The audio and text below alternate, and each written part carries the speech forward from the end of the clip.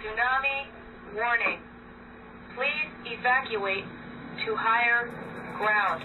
Port Alberni knows very well the value of an early warning system when it comes to tsunamis, because in 1964 we did not have one and there was no warning at all. We were really fortunate that we didn't have anybody killed. We had the Army base so close and the RCMP, and they were here, you know, at the crack of dawn. But I can see other countries in the world where they don't have that kind of advantage like we have in Canada. We had experienced a tsunami, but truly the scope of the two events were much different, and as I found out when I got there. What we were able to do was to be able to help them develop a road inventory and a condition survey of their asset base, and help them plan for the rehabilitation of their roads. With the growing awareness of sustainable development and energy conservation, I was admiring the way they use their resources. We really helped the staff in Batticaloa, Batty for short, to build their capacity to be able to look after, to rebuild, repair and maintain their drainage system on their own without continuing help from us. And the connection, I think, with the municipal volunteers, connecting with the municipal staff in other communities really works a lot better than in a lot of different aid programs that I came into contact with.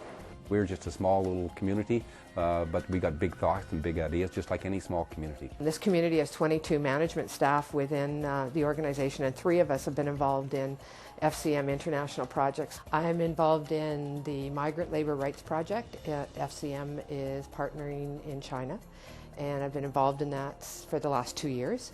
My real interest is building capacity and really supporting the people who live in those communities, because that's when the long-term change happens. You know, they're getting into a democracy, and that's where they need the most help. It's one step at a time, like most other things in life, and they've come a long way, and they've got a long way to go, and that's where we can help. The sense that I get from our staff is that they're part of the mission.